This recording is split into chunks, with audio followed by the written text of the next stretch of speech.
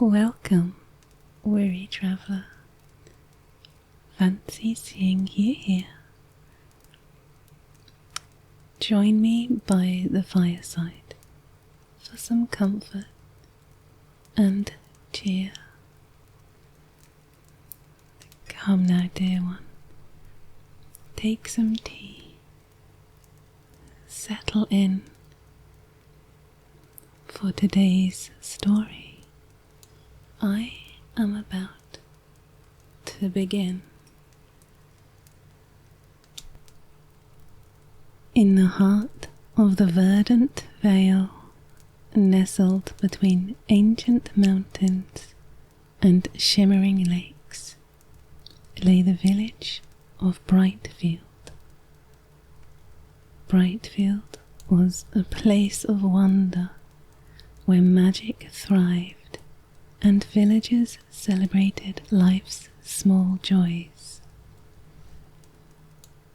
Its cobbled paths wound gracefully between quaint cottages, their roofs thatched with golden straw and walls crafted from the sturdy wood and stone of the surrounding forest.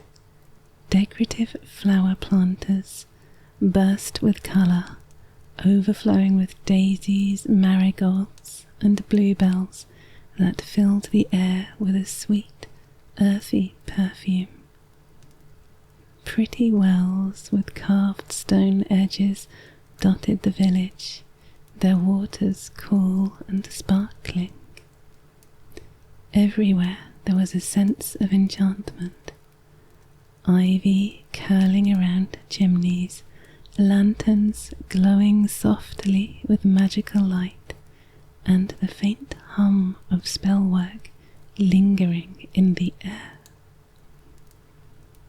The village was alive with sound. Birds chirped cheerful melodies from the treetops, and the rhythmic clatter of Sol, the blacksmith's hammer, rang out from the forge. Laughter and chatter floated from Nam's bakery, where the scent of fresh bread and spiced pastries wafted through open windows. The hum of life in Brightfield was as warm and inviting as the morning sun. Every 10 years, tradition called for the villagers to elect a new leader to guide them and direct the council of elders. It was assumed by many that Caelan, son of Martus, the current leader, would take on this role. Caelan was a warrior of renown, proud and strong, his name whispered in awe for his feats on the battlefield. He had fought alongside kings and commanded armies. It was assumed that such accolades would make him the obvious choice for village leader. Caelan would sit at a table at the inn, watching his neighbours come and go, assessing and comparing their puny merits against his military prowess, strength, and contacts, scornfully dismissing each of them as incapable of being of any sort of competition. One person, however, did give him cause for concern. Someone who had expressed no interest in leadership, yet who was beloved by fellow villagers. Liana, a humble weaver, was unassuming. She spent her days weaving vibrant tapestries in her modest cottage, its windows adorned with curtains she had embroidered herself. She celebrated the joys of others, be it a perfectly risen loaf crafted by Nam the baker, a child's first successful spell, or a prize-winning pumpkin grown by Farmer Langdon. She sought only to appreciate and celebrate life's simple pleasures with those around her, and took genuine pleasure in uplifting others. As the election drew near, Caelan began his campaign. He stood tall in the village square, clad in shining armour, his voice booming as he spoke of his strength and connections. The square itself was a charming space, bordered by market stalls, shaded by a grand oak tree whose branches stretched wide, hung with ribbons and charms from past festivals. "I have fought for the greatest of kingdoms," Caelan declared. "I have stood at the forefront of battle. Who better to lead Brightfield than one who can protect it?" The villagers nodded politely, but their hearts were not moved.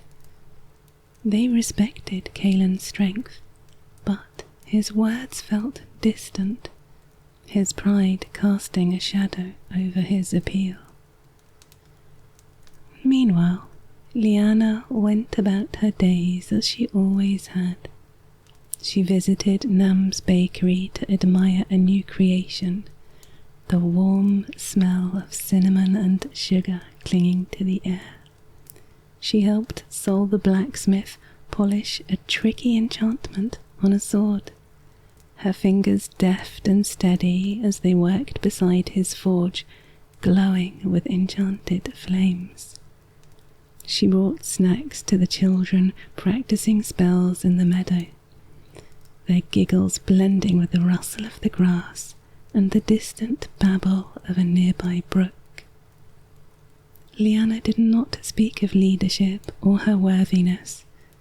She simply listened, cared, and celebrated the lives of those around her. Her kindness was like a warm hearth, drawing people close. Caelan watched this with growing bitterness. Why do they flock to her? He thought. I am stronger and more accomplished. It's unfair. That should be me. He doubled his efforts, putting up grand posters boasting of his strength and achievements. Lyanna, seeing his struggle, quietly helped him distribute the posters and even brought him water and sandwiches while he worked. Caelan's pride bristled at her kindness. Does she pity me? He fumed. Yet he could not deny that her gestures eased his burdens. On the day of the election, the villagers gathered in the town square. Caelan stood tall, delivering a fiery speech about his accomplishments and his vision of a powerful Brightfield. When he finished, murmurs rippled through the crowd, but they were uncertain murmurs. Caelan looked around, peering into the crowd, as if challenging anyone to stand against him. All was quiet.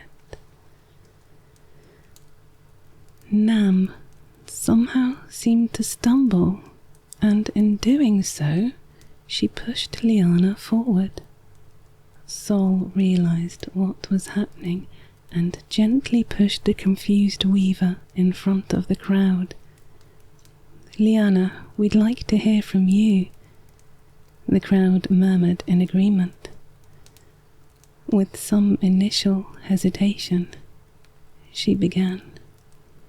She did not speak of her own virtues, but instead thanked the villagers for their hard work and their spirit. This village is already strong, she said, her voice warm and sincere, not because of one person, but because of all of you. You inspire me every day with your kindness, your creativity, and your resilience. It is my joy to stand beside you, not above you. The crowd erupted into cheers. The decision was clear. Liana had not campaigned for herself, but the villagers' hearts chose her without hesitation. Caelan's face darkened. He left the square without a word, retreating to his home. That night, while the village celebrated, he packed his belongings and left Brightfield. His pride would not allow him to remain in a place where he had been overshadowed. Some say he ventured into the wilderness to seek his own path, but none in Brightfield ever learned if he found peace. Under Liana's leadership, the village of Brightfield flourished. It became a place renowned throughout the land for its joy, creativity, and harmony. Visitors from distant realms came to marvel at the enchanted tapestries, the masterful crafts, and the warm smiles of its people. Liana continued to weave not just tapestries, but connections between hearts, strengthening the bonds that made Brightfield a magical and happy place. The villagers often spoke of Caelan, wondering if he ever found the happiness he sought.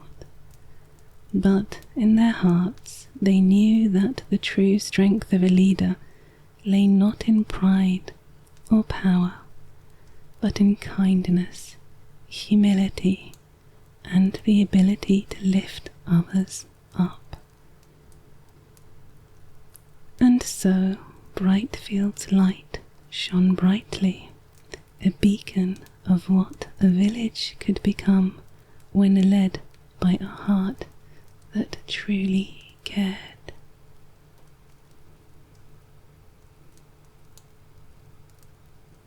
Sweet dreams, dear one.